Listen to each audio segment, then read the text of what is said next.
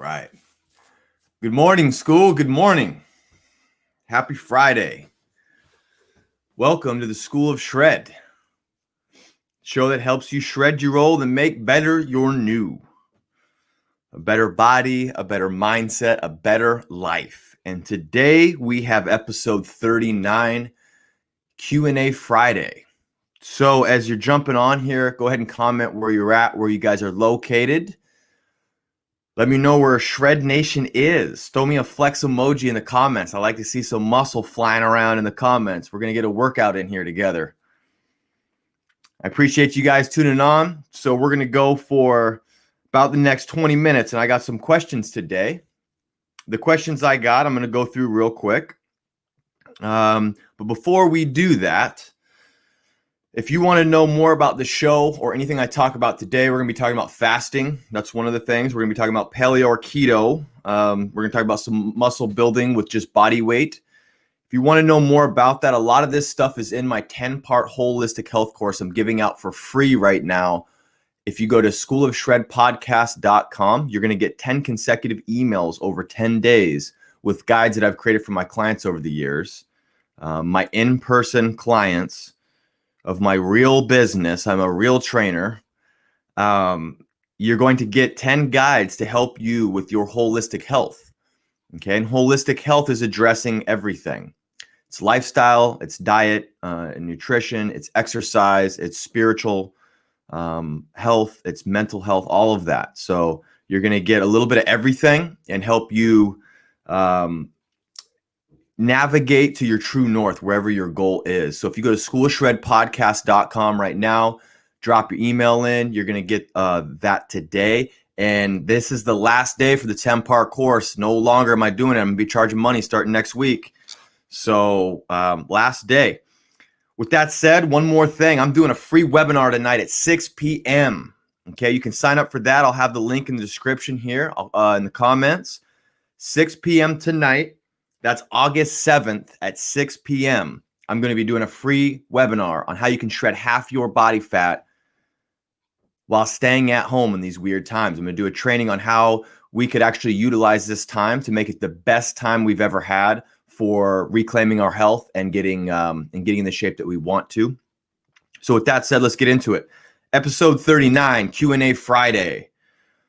We have, what do we got here? We got four questions that we're going to go over today. And so I'm going to read them out real quick. We got, what are prebiotics? Question 2 is paleo or keto. Question 3 is it possible to build muscle with body weight? And question 4 is, what are the benefits of fasting?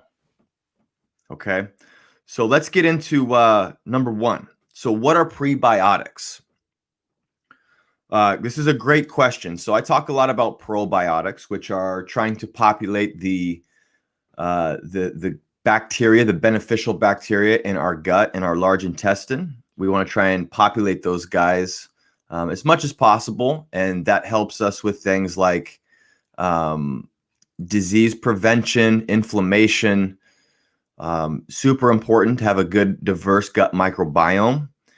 And prebiotics help probiotics. And so really good question. So probiotics basically is if you're having fermented foods, you're getting good live cultures in the foods, you're getting your probiotic sources, your actual microbes. Prebiotics are the food that the probiotics consume. So this is fiber. So prebiotics are types of undigestible fiber that your probiotics will feed off of. Okay, and so and it helps with a whole host of things having fiber, and we'll kind of get into that. So this is found in green vegetables, artichokes, berries, bananas, asparagus, some oats. If you do grainy stuff like that, it's not really just any fiber, but it's any fiber. Well, I guess to a certain extent it is, because anything that is a fiber that your body does not digest, that your body cannot digest, that goes through your body without being absorbed, is a prebiotic. So you have galacto-oleosaccharides, fructo-oleosaccharides, oleofructose, inulin, and chicory fiber. Those are some of the main prebiotic sources that you're going to see if you look at like an ingredient list. So this definitely helps with the proliferation of good microbes in your stomach. So again, you guys, we have trillions of bacteria in our guts. We are 10 bacteria to 1 human cell, so we are mostly bacteria, and prebiotics help feed the probiotics. So with this process, the more prebiotics we have, we can actually ferment foods faster, and so that speeds up digestion and assimilation of the nutrition that we actually eat. So prebiotics help with that. They can also slow blood sugar down. Okay, and so the higher your blood sugar gets, the more insulin has to go to work. Depending on your current health state, you might already be slightly insulin resistant because of elevated blood sugar levels. And so it is beneficial for all of us to have a lower blood sugar spike when we have carbohydrates. For most. For the person that I'm trying to talk to is somebody who is the general, everyday American right now who's struggling with our food system. I'm not talking to bodybuilders who want to try and spike insulin to try and get an anabolic state, because that's a different goal. If you are not training really hard, you're spiking insulin. Fat is also anabolic. So you can get real anabolic and put on body fat and become insulin resistant. So that word is not a magical word. You have to do it the right way. Spiking insulin can be great if you're already lean and your body is running up to snuff. Insulin is good. Your pancreas doesn't have any issues making it. But the issue is that I've talked about before, and this kind of leads into to another question that we have, but what I've talked about before is that insulin is the only hormone we have that regulates the lowering of blood sugar, where we have epinephrine, which is also called adrenaline. We have norepinephrine. We have growth hormone. We have glucagon. We have cortisol. Those guys all increase blood glucose. So they can actually create sugar without you ever eating any food. And so we have like 5 guys that are gas pedals to release sugar into the bloodstream. We have one hormone that shuttles sugar into the liver, the muscles, and the adipose tissue, and that's insulin. And when we run out and when we tax out insulin and we become insulin resistant, it's a real issue. So we want to take care of insulin because it's so important. Insulin is our best friend. Okay, so we want to use very little of it. It's like having a good, strong military, right? You don't want to use it all the time. You want to use it when you need it. Or having the SWAT team or something, right? Like it's important in certain times, but we don't want to have it elevated all the time. And we're gonna talk a little bit about that when we get into the fasting thing as well. So that's good. That's what prebiotics are. They feed probiotics and they help your gut bacteria. Number 2 is paleo or keto. This is a good question. So, keto, it can be kind of trendy, but there's also a ton of literature and research behind it. It's hard though. You don't have to be keto though to kind of be living that lifestyle. So anyway, either one, here's what I'm going to say. You got to try these things out for yourself. Okay. But paleo is awesome. Okay. Because what is Paleolithic diet? Is it just a trendy diet? It's not a trendy diet. This is what paleo is. It's eating a whole food diet. That's what it is. So, that's if you look at the definition, it's like meats, nuts, seeds, root vegetables. So like potatoes and sweet potatoes, turnips, obviously all sorts of vegetables, and oils. There's nothing wrong with that. You can do a high carb paleo diet. You can do a low carb paleo diet. You could do if you do a carnivorous diet where you just eat meat, that falls within paleo.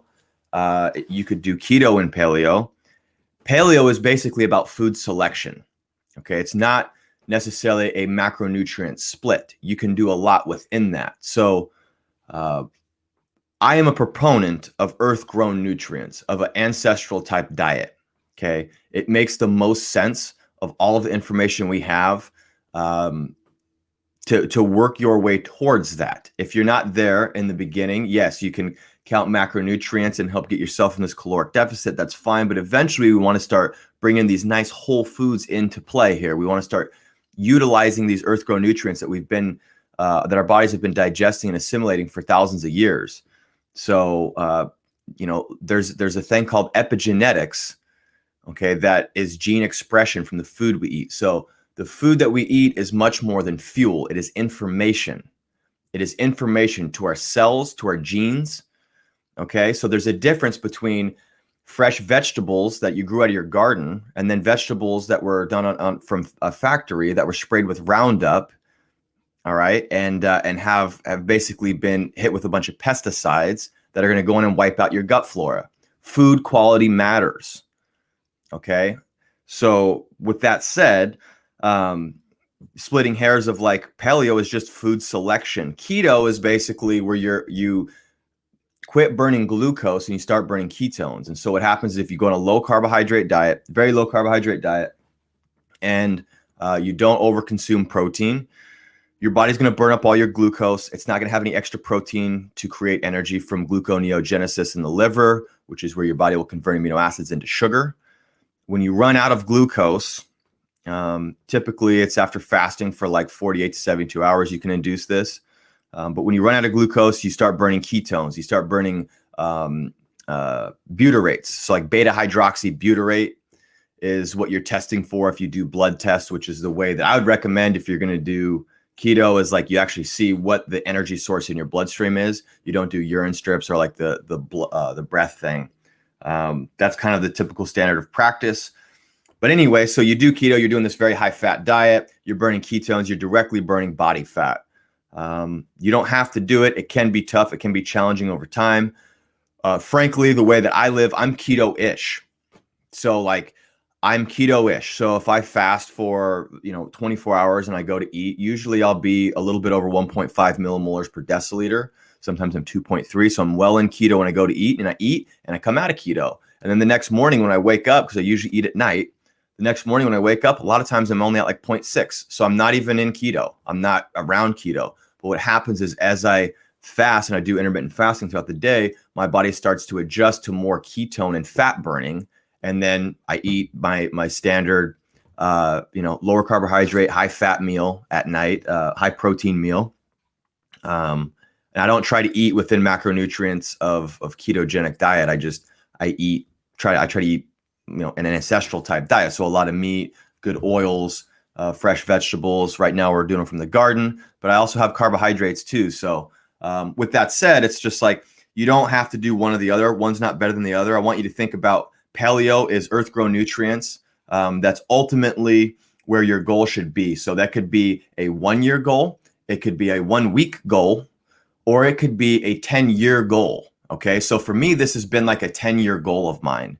So when I first got into fitness, I just inherently knew that one day I would be trying to limit my processed food consumption. I was not going to try and figure out how to make it work and eat more of it. So when I was like 18, I knew that eventually I was like, diet soda would probably have to go because I was drinking pop then and Gatorade and all that. I knew that maybe I wasn't going to be wanting to eat chips. And so over the course of like 10 years, I have slowly walked myself off of what society puts in front of us, which is a lot of processed, refined food. And there's a lot of bot science that says that we need 6 to 12 servings of their bread a day, which is just not conducive to health. So with that said, this can be a long-term goal that I'm talking about for you. By any means, just getting on the bandwagon and controlling some calories in the beginning will help you. But eventually, paleo is basically this food selection. Keto is where you switch over to actually burning fat for fuel as opposed to glucose for fuel. You can lose fat on both, though. So that's a good question. Number 3 is, I like both paleo and keto. Number 3, is it possible to build muscle with bodyweight exercise? Yes, it is. So this comes down to how you execute the bodyweight exercise. There's a lot of cool things that you can do. One of the things that I specialize in with exercise is execution. So when we understand mechanics and we understand a little bit of physics, we can actually create we can create much more forces than we're actually seeing with the push-up. So like, or body weight, whatever. So I'm going to use a push-up for an example. If I'm doing a push-up and I'm just pushing up and down, that's one way to execute it. But if I do a push-up and I think about pushing my hands out, that's a way to add forces to the elbow joint into elbow extension. So you can actually challenge your triceps a bit more. If you do that you're challenging more of the pec. You're putting more forces to the shoulder. You could draw this up on a whiteboard and see that you actually are creating more torque through either of these joints, depending on how you execute it. And so you can do this with every exercise. The best course I've ever done, the best personal training course I've ever done was RTS. And this is what we went over, was like, it's not what you do, it's how you do it. And it's absolutely mind-blowing, the experiences you can create with exercise if you take the time to really examine and learn a bit about physics, which is what's called physical fitness. Physics is a part of this thing. And so you can do some really cool stuff. But nonetheless, you can also alter your volume and you can alter your frequency and your execution. Okay. So through being stuck at home, I've played with a lot of this and I've actually enjoyed a lot of it. And it's what the students at the School of Shred, that's what they are all doing right now. So students at the School of Shred are doing body weight stuff because we have to kind of social distance, and most people don't have access to gyms right now. And if they do, it's a pain in the butt to jump through a lot of the hoops. So you can absolutely do it. You just gotta periodize it like you would with a normal routine. So you revisit execution, you make sure that you're hitting the muscles that you want to train. There's a lot of good ways to do that. Play with intention and what you're thinking about while you're doing it. Then you get into playing with volume. So maybe you do a certain amount of say push-ups this week. So you do 500 push-ups this week and all things are accounted for. Your execution is the same. Your cadence is the same. Everything has to be the same in order for this thing to work. So anyway, so you do 500 push-ups this week. That's your volume for this week. Next week, you do 600. The following week, you do 700. The following week, you do 800. And then you walk it back down. So you give yourself a little bit of rest after 4 weeks. And then you can go into like 600 push-ups, then 700, then 800, then 900. And you see how you're slowly doing this progressive overload over time with a simple push-up. So you are progressively overloading with forces over time. Your muscles can't count the resistance on the bar, you guys. All they know is stimulus from forces going through them. And so it all comes down to force. If I take this bottle right here, this is force right now. I'm challenging my bicep. If I'm holding it like this and I have my arm stable, my bicep is responsible for this load right now. It doesn't matter if it's a dumbbell or if it's water. For those of you listening, I'm holding my big jug of water here. It's 50 ounces of glory. But the thing is, my body does not know the difference between a water bottle, a bag of groceries, and a dumbbell. Okay. Forces are forces. And your body doesn't know if you're at home and you're doing push-ups. And just because your brain thinks it's less effective doesn't mean it's less effective. You can find the silver lining and make push-ups wicked and brutal. I did 1,000 push-ups in under 40 minutes. I started with an hour and I worked it down from there. I did it like 4 or 5 times in the middle of this stay-at-home thing. I was not playing with intention. This is more of external performance. I was just hitting 20 every minute on the minute. And then I started to work my way back from there. But that was about volume. I was not trying to focus on like pushing my hands in or folding the carpet out and do any kind of cool stuff. I can literally make push-ups super hard for just sets of 10 if I think about certain things. There's so much opportunity you have with body weight. It's tremendous. And muscles just need a challenge. There's 2 ways muscles grow. There's mechanical damage, okay, and there's metabolic waste. So if you have metabolic waste, obviously that's high reps, lactic acid, the pump, all that good stuff. And then mechanical damage is load, right? Load is not just load on a bar. Load is what is actually getting to that muscle as far as forces are concerned. So you can build muscle with body weight exercise. It just takes a good program. So that's that question. That's number 3. Number 4 is, what are the benefits of fasting? I got a lot of people getting a hold of me for fasting. Fasting is one of the guides in my 10-part holistic health course. No farts included. But it's part of my 10-part holistic course that you can get today. This is the last day. Fasting, I get lots of questions on. I have lots of friends that are interested in fasting and what are the benefits of it. I will dedicate a full show. There'll be several shows in the future dedicated to fasting. We're going to get into it. But what are the benefits of it? There's two main ones that we can get into, and that's cell autophagy and insulin management.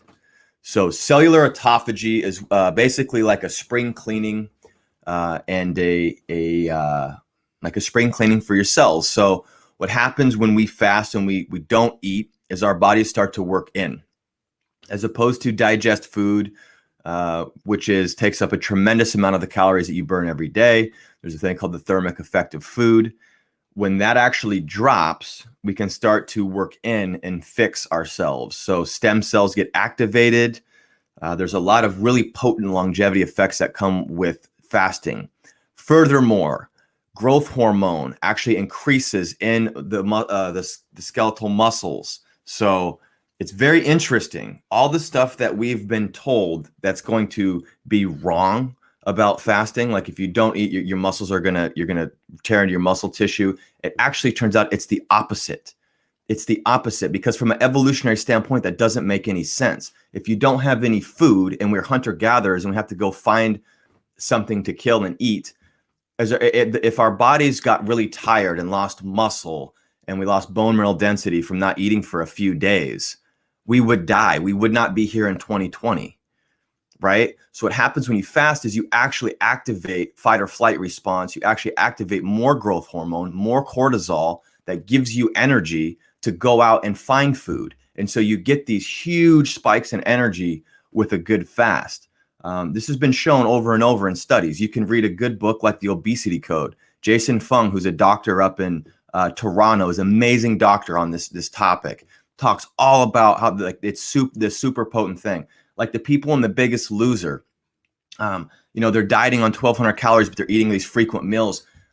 Okay, so that's a great way to destroy your metabolism, because you're bringing calories down, which brings your overall caloric expenditure down, but you're eating frequent times throughout the day, so you're continuing to spike insulin throughout the day.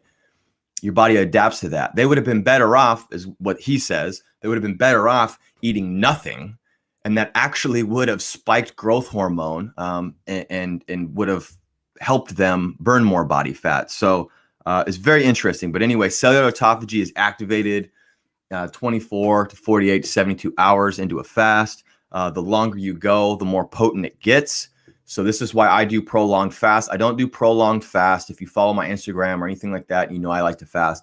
I don't do prolonged fast just to burn body fat. I don't care about burn. I can burn body fat with intermittent fasting, which is just withholding what I eat and eat in the second half of the day. I do 48, 72-hour fast for health, for longevity, to clean up mutated cells that could be cancerous long-term. That's why I do fasting. And then when I get done with the fast, I slowly try to work my way back into calories. I try not to make up for all those calories and upset my gut, because it would be a lot of food after coming out of a fast. A lot of times your stomach feels like it shrinks a little bit and you're not as hungry. But there's all sorts of cool stuff that happens with fasting. Like your organs actually shrink during that time. Your body is like in full recovery mode and it works within.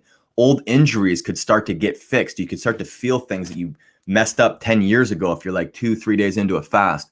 And then all of a sudden it's like the stem cells go to work and they fix you.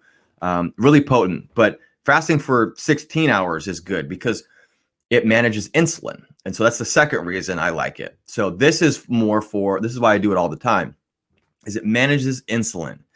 Insulin, again, is so important. And if we get our bodies insulin resistant with constant food intake, no matter what that is, because every food produces insulin, except for like straight fat, but even meat and all the great splendor that offers, like a big tasty ribeye, which is my favorite food on this planet, it's going to secrete insulin. Like your blood sugar is going to go up from it. Protein secretes enough insulin so you can shuttle it, but it's storage. And if you're trying to burn body fat, you want to keep that low. I am not being stripped of muscle, of my nice natural muscle I've worked hard to build, because I'm fasting. It's quite the reverse. I usually fast for at least 16 hours. I break my fast with a workout, take advantage of high growth hormone levels or slightly elevated growth hormone levels, and then I go eat. And then insulin goes up and then you can recover. So you don't need to have a bunch of carbs to spike insulin, but you manage insulin with a long fast, because When you don't eat, insulin starts to drop, which is good. And then it can stay low. You can be in a nice fat burning state. And then when you eat, it naturally is going to go up. That's a good thing. You do need some insulin. You just don't want to elevate it all the time. And this is why I like the fasting way. The fasting way makes sense. The science is there. There's a lot of really intelligent people far smarter than myself that have spent their whole careers looking into this.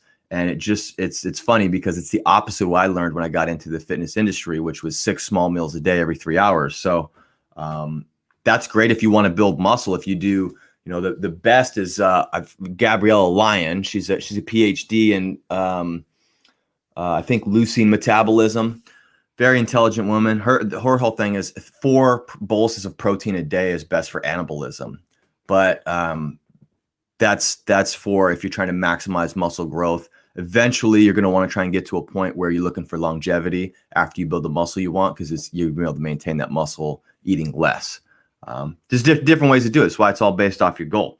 So with that said, that is it right there. So your prebiotics, you know what those are. It's fiber for your probiotics and your gut health. Paleo or keto, they're both good. Just depends on what you can adhere to. Paleo is more of a food selection. Keto is more of it changes your physiology and what's going on with, you're not burning glucose, you're burning ketones, but it is stricter. Number 3 was, can you build muscle with body weight? Yes, you can. Volume, frequency, and execution are things that you want to look at. And the number 4 is, what are the benefits of fasting, cellular autophagy, and insulin management? With that said, that's it. If you guys stick around, you can tune in tonight at 6 p.m., August 7th at 6 p.m. Click on the link that I'm going to drop in the comments here. Jump on for a free 1-hour training on how you can get in the best shape of your life while being at home. While staying at home, you can get better mental, spiritual, and physical health than you've ever been in.